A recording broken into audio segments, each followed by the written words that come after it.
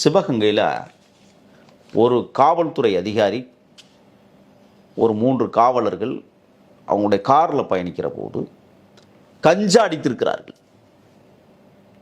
போதைப் பொருள் உட்கொண்டிருக்கிறார்கள். வாகனத்தை நகர்த்தி ஓட்டி கொண்டிருக்கிற போது இருசக்கர வாகனத்தில் சென்ற கணவன், மனைவி, குழந்தை இடிச்சு கொண்டுட்டாங்க. அப்போ அந்த காவலர்களை இதுவரை கைது செய்யப்படவில்லை. சட்டம் ஒழுங்கை காப்பாற்ற வேண்டியவங்களே. அடுத்து திண்டிவனத்தில் பிரமதேசத்தை சார்ந்த காவலர் இளங்கோ என்கிற ஒரு பொறுக்கி பெயர், மரியாதையாக பேசணும்னு நினைக்கிறேன், கடுமையான வார்த்தையில்.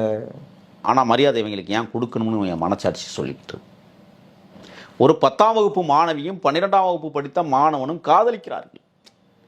வீட்டுக்கு தெரியாமல் சென்னைக்கு வர்றாங்க, சொந்தக்கார வீட்டில் போய் தங்கிட்டு வரலான்னு. அது இந்த பாலிய வகையான அந்த உறவுகளை நாம் தவிர்க்க வேண்டும். 15 வயசு பையனுக்கும் 17 வயசு பையனுக்கும் காதல்னா அது அரும்பு காதல், அது நீடிக்குமாங்கிறது தெரியாது. ஆனால் அவர்கள் சென்னைக்கு ஓடி வந்திருக்கிறார்கள்.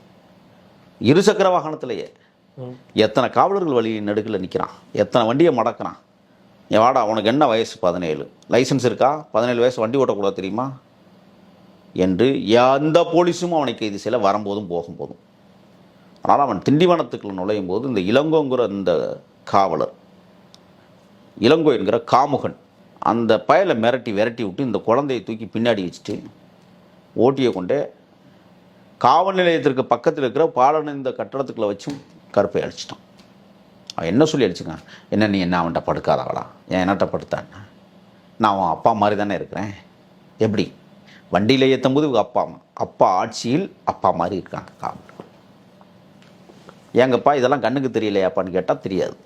ஒரு ஊராட்சியை பேரூராட்சியாக மாற்றணும். புதுக்கோட்டை மாவட்டம் கந்தரவக்கோட்டையில் நகராட்சியை மாநகராட்சி ஆகிட்டார். எப்படி இருக்குது? அப்பா படிக்கிறீங்களா? இல்லையாங்கப்பா. எழுதி கொடுத்தவன் சரியாக தான் எழுதி கொடுத்தானா? இல்லையாப்பா. என்னதாப்பா படிக்கிறீங்க? இப்படி கேள்வியை ஒப்பமாக வைக்க மாட்டோமா?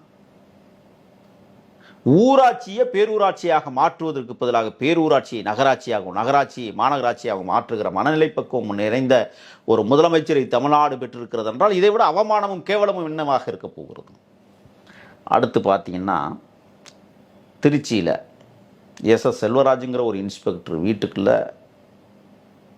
தன் உயிருக்கு பயந்த நிலையில் ஓடிய தாமரை செல்வன் என்கிற ஒரு தம்பி, தாழ்த்தப்படுத்தப்பட்ட சமூகத்தை சார்ந்தவன்.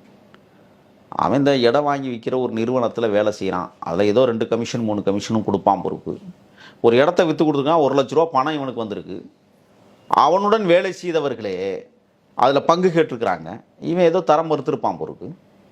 ஓட ஓட முதலமைச்சர் என்கிற அப்பா திருச்சி மாநகரத்திற்குள் இருக்கிற போதே தாமரை செல்வனை வெட்டி கொண்டிருக்கிறார்கள் காவல் நிலைய குடியிருப்பு வளாகத்திலேயே.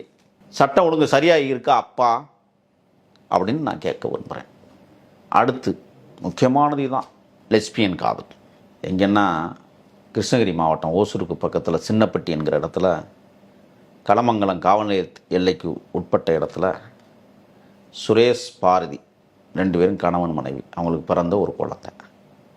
இந்த பாரதிக்கு போதை தலைக்கு ஏறியதைப் போல காமம் தலைக்கு ஏறி லெஸ்பியன் உறவுக்காக சுமத்ரா என்கிற ஒரு பொண்ணோட பழகி 2 பேரும் ஆடைகளின்றி எடுக்கப்பட்ட ஆயிரக்கணக்கான புகைப்படங்களோடு அவளுடைய கைபேசியை செக் பண்ண அவ்வளவு மோசமாக இருக்குன்னு சொல்கிறாங்க. இந்த லெஸ்பியன் உறவால் பெற்ற குழந்தையை கொண்டிருக்கிறார்கள் என்றால் இந்த நாடு எதை நோக்கி பயணிக்கிறது என்பதை நான் உங்களிடத்தில் கேட்க விரும்புகிறேன். அது மட்டும் இல்லை, திராவிட முன்னேற்றக் கழகம் என்று சொல்லக்கூடிய திருட்டு மாடல் ஆட்சியில் 217 பச்சிலம் குழந்தைகள் படுகொலை செய்யப்பட்டிருக்கிறார்கள் 4.5 ஆண்டுகளில். 7 பெண் குழந்தைகளுக்கு எதிரான வன்முறை கொலையும் இதில் அடங்கும். 1968 விவசாயிகள் தற்கொலை செய்திருக்கிறார்கள். இப்போ அதில் 36 கூட்டிக்கங்க. அப்போ 631 விவசாயிகள் தற்கொலை செய்து கொண்டிருக்கிறார்கள்.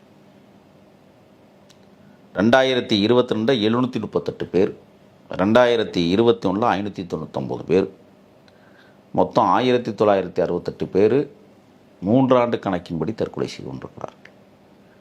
இப்போ விவசாயிகளுக்கான ஆட்சியாகவும் இல்லை, மக்களுக்கான ஆட்சியாகவும் இல்லை, பெண்களுக்கான ஆட்சியாகவும் இல்லை என்பதை இந்த ஆட்சி தற்கொலையில் டபுள் டிஸ்ட் அடிச்சிருக்கு தமிழ்நாடு.